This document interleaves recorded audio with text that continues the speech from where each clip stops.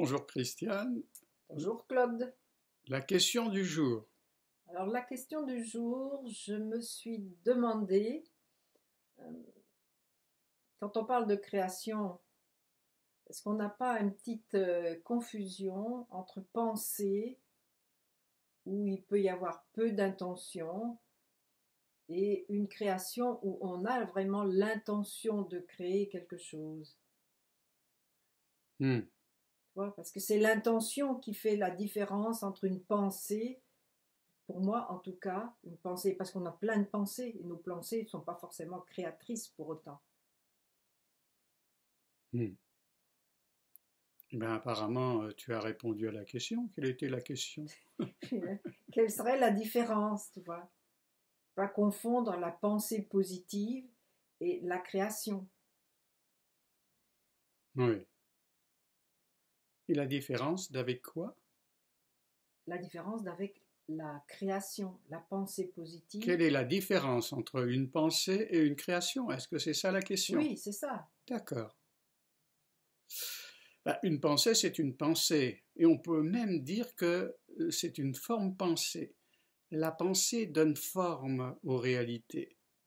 Et quand je dis bol, je vois un bol, c'est une forme.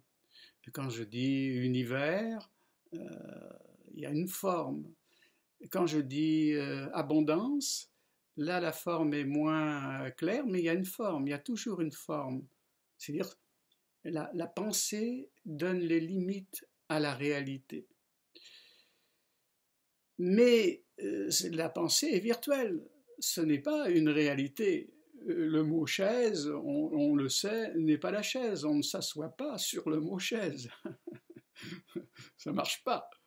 La pensée, c'est qu'une pensée, qu'elle soit positive ou négative, ce n'est qu'une pensée, ce n'est pas une réalité.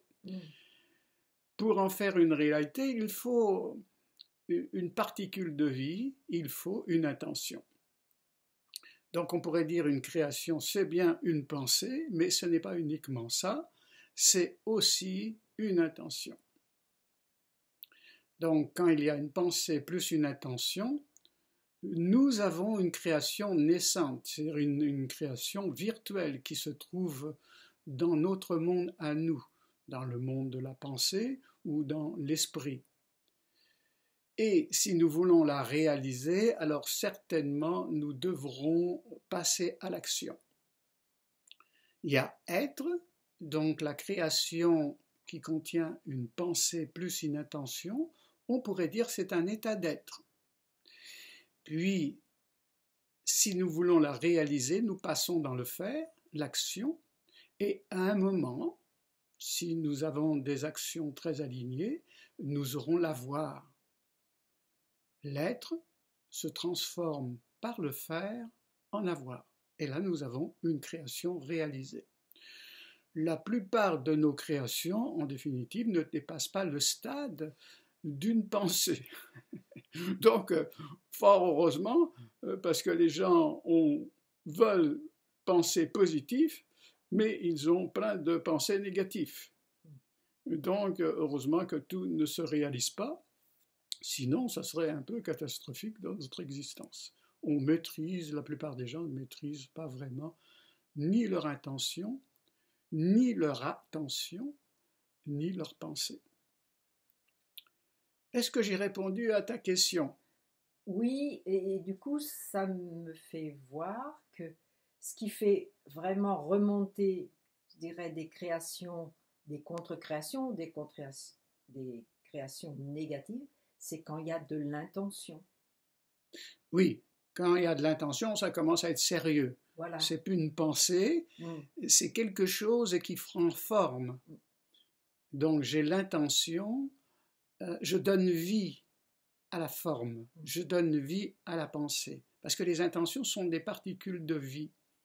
Donc je crée une réalité avec une pensée, une forme pensée, j'y mets de l'intention et théoriquement, je devrais faire l'expérience de cette réalité. Cette expérience, au départ, n'est pas des émotions, n'est même pas des sensations, c'est une légère impression. Donc il faut être assez présent pour ressentir, pour faire l'expérience de la création naissante on ressent des impressions. À ce moment-là, c'est un ressenti naissant. Est-ce que c'est à peu près clair tout ça? C'est clair, c'était ça que j'avais envie que nous clarifions ce matin. D'accord. On peut s'arrêter là pour aujourd'hui? Très bien. Très bien, je te remercie. Au revoir, à la prochaine. Au revoir.